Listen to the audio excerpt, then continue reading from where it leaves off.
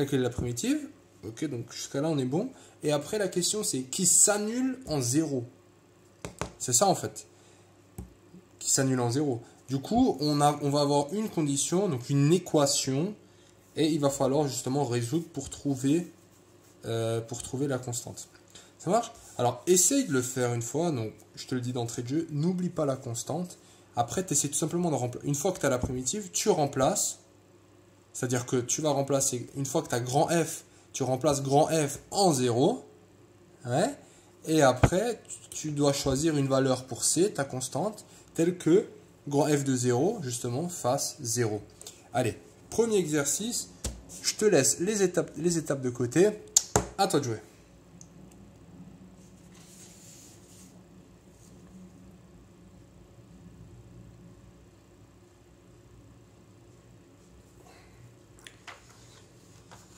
Alors, qu'est-ce que ça a donné? Est-ce que ça a été ça? Donc on va reprendre ça tranquillement. Donc tout d'abord, la primitive. Donc là, bon, tu as dû voir, j'ai pas ici que ça appartient à R. Hein. Je peux vraiment préciser le domaine. Ça me donne quoi la primitive? Ça me donne... On observe quelles sont les formules. Alors les formules, moi je vois x à la puissance quelque chose, première.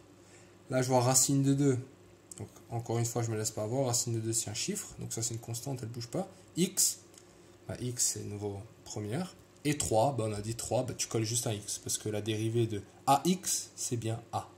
Donc quand j'ai a, la primitive de a c'est ax, dans l'autre sens, hein, plus la constante. Donc c'est parti, hein, f, je vais écrire ça comme ça, f1 de x égale à quoi? Donc x pour le premier, donc le 4 il se transforme en, il monte de 1, donc 4 plus 1, ça fait 5, et je divise par la même chose, plus la constante, elle bouge pas, je me retrouve avec x à la puissance 1 elle monte de combien? De 1, donc ça fait x 2 sur 2, donc je le mets là le 2, hein, pour que ça se prenne, voilà. Je peux le mettre là ou je peux le mettre là, c'est la même chose. Et plus finalement 3, bah 3 on a dit qu'est-ce qu'on fait? On met juste le x. Très bien. Et là maintenant on va pas oublier la constante. Donc j'appelle ça grand C. Et grand C appartient au réel. Donc ça c'est la première étape. Maintenant la deuxième étape c'est quoi? Cette primitive, hein, f1 de x, doit s'annuler en 0. Est-ce que ça a été? Donc ça tout simplement ce qu'on va faire, on va faire f1 de 0 égale à 0. C'est ça ce qu'on veut. Tu vois, elle s'annule en 0. On va résoudre ça. f1 de 0, ça fait combien? 0 à la puissance, bref, 0, hein, plus racine de 9 fois 0, plus 3 fois 0, donc ça fait 0, plus constante égale à 0. Donc, il reste constante et égale à 0. Donc, ma solution finale, c'est f1 de x est égal à x5 sur 5 plus racine de 2 sur 2x au carré, ouais, plus 3x. Très bien. Donc là, si tu avais oublié la constante, tu aurais eu la bonne réponse. Mais ça, c'est l'équation. Ça marche? Donc ça, c'était l'exercice 1. Donc exercice 2, rebelote, hein, on fait la même chose et on veut encore une fois une primitive qui s'annule en 0. Encore une fois, je répète, on détecte les formules avant de se lancer. À toi de jouer.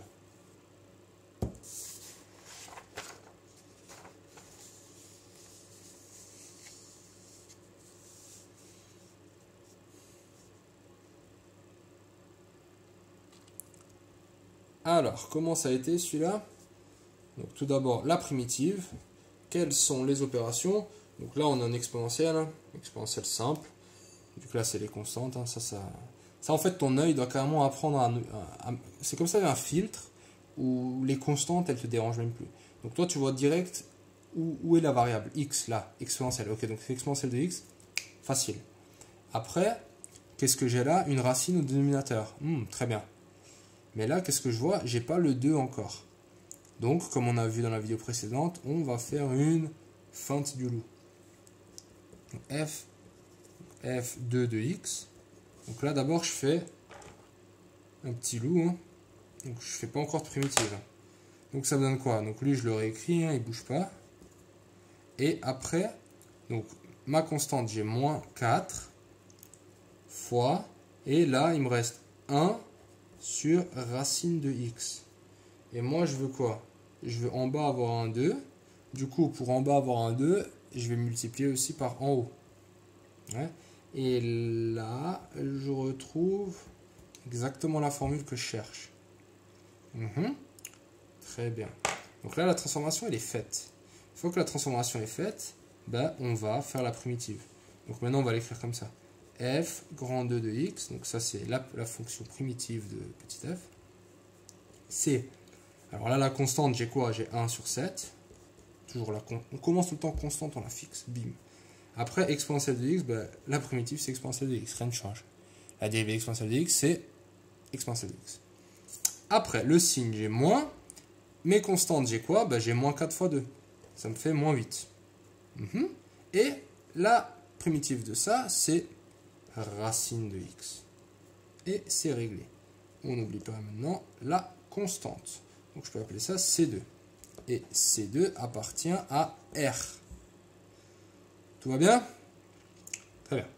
Alors maintenant, la condition f, donc la primitive, s'annule en 0. Donc on va commencer par calculer f2 de 0. C'est quoi? C'est 1 sur 7, exponentielle de 0, moins 8 fois racine de 0. Racine de 0, ça fait 0, donc moins 0, plus C2. Et ça doit être égal à 0. Donc, ça me donne quoi? Exponentielle de 0, c'est égal à 1. Donc j'ai 1 septième plus constante égale à 0. Ça marche? Donc constante est égale à combien? Moins 1 sur 7. Finalement, mon résultat, f de x, est égal à 1 septième de e de x, moins 8 racine de x, moins 1 sur 7. Voici la réponse finale.